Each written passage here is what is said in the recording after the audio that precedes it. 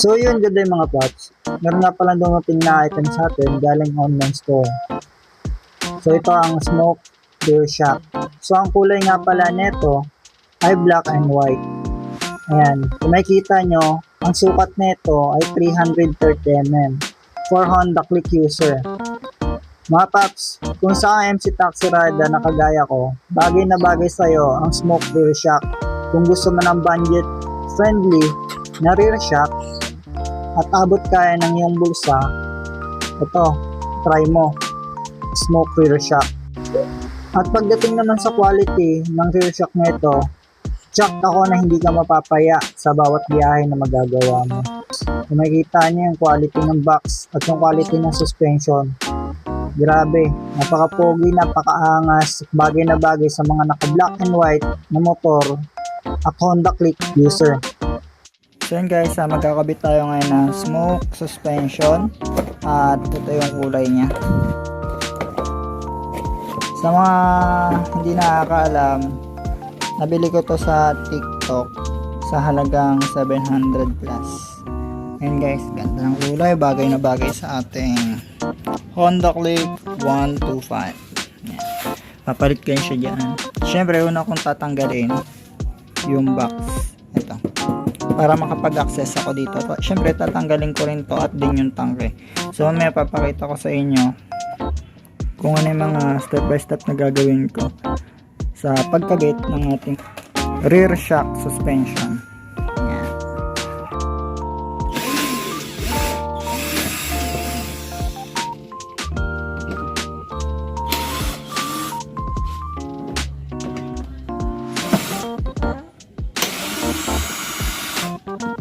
Okay na. Yun lang. Yan nga pala yung gamit ko guys. Rim. So adjustable, dalawa na rin yan. May pang torch. Meron din siyang set na pambarena. Kung nagbabarena kayo ng mga semento, kahoy. Left and right. Kabilaan guys. Kasama na rin battery, dalawa. Yan siya. Magulo lang. So nilinis ko na rin pala ito guys kasi ang dumi niya na. Ngayon lang pala siya nalinisan. Kung makita nyo kanina, daming alikabok niyan. Malinis na pati ito. Malinis na rin siya guys. Hindi siya nakakabit. Kasi para siyang humahagok. Yan. Buo pa naman yung fuel filter eh. Kakapalit lang yan. Kaya dito. Kung mahagok na yung ganito nyo, try nyo magpalit ng ganito. Ito aftermarket na nga ito eh. Hindi na siya yung stock.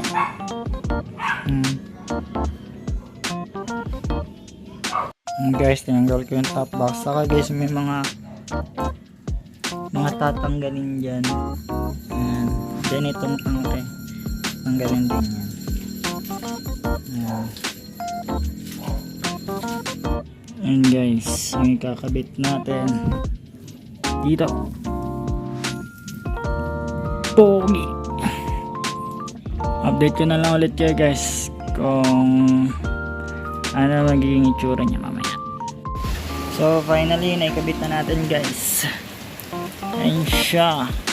Inabutan lang tayo ng ulan kasi nag-ayos tayo nito. Ayan, nakikita nyo ba yung naka-nylon na yan? Natanggal yung rubber link, pumasok dun sa loob. Kaya yan. Grabe ba?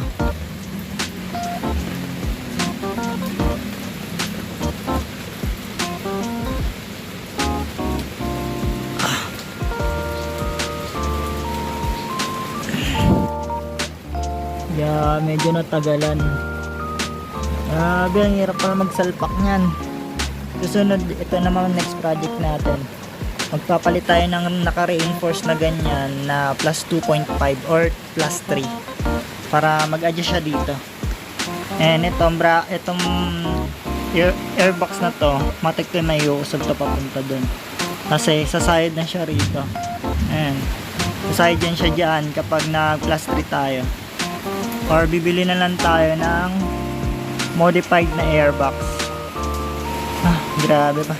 So yun mga paps, ito yung rebound check ng ating ginawa na pag-install ng ating smoke rear shock na 330mm sa ating Honda Click 125. So yun guys, grabe, napaka-smooth ng rebounds niya. So sa mga gustong bumili, ilalagay ko na lang yung link niya sa description. So yun guys, update sa ginawa natin kahapon na rear shock suspension. Ayan siya.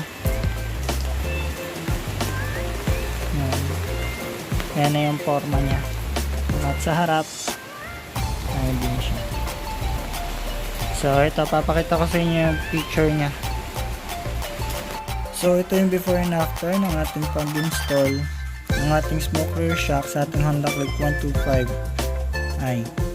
So sa mga nagbabalak po na bumili, ilalagay ko na lang po dyan sa description yung link ng shop na pinagbilang ko.